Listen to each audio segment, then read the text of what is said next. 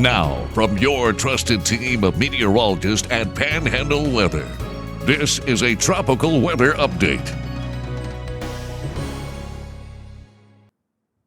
Well, let's go ahead and take a look at what's going on with Hurricane Melissa, a Category 2 hurricane about ready to exit Cuba and make its way up across the southeastern Bahamas over the course of the day today. The storm obviously quite a bit weaker as it churns over the eastern tip of Cuba. It did actually get its eye feature back briefly last evening before making landfall across the southeastern coast of Cuba. So let's talk a little bit about what's going on. We zoom in. You see that eye feature that became evident right before landfall. This is a 12-hour loop moving in over southeastern parts of Cuba and now exiting and moving up toward the southeastern Bahamas. Pressure 968 millibars, moving north-northeast now at 14 miles an hour.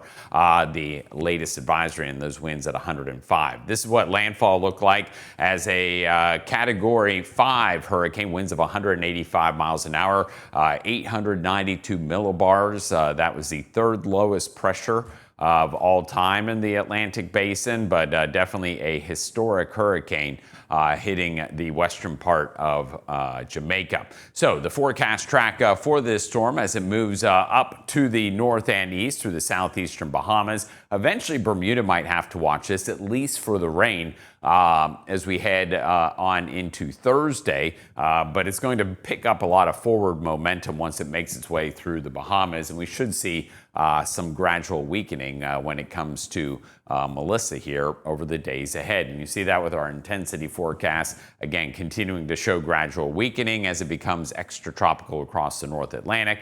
The American computer model shows our storm, again, crossing through the southeastern Bahamas over the course of the day today. By this evening, it begins to exit. Things calm down, gets very near Bermuda as we head into Thursday evening. It'll be on the eastern side of the storm, so even if it isn't a direct hit, they will still see impacts of wind, rain, and obviously some storm surge in a few locations. Then it races up across the North Atlantic.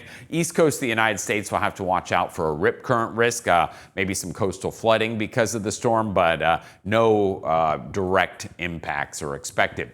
Tropical development over the next 7 days, much quieter conditions. Nothing expected to develop over the week ahead. So that's some good news there as we look out over across the Atlantic. This time of year, we look into the central Atlantic, but mainly off the southeastern U.S. coastline down through Cuba, and the western part of the Caribbean is where we typically see activity during the month of November. So Melissa moving through the Bahamas today, and then no signs of Nestor. Some good news there.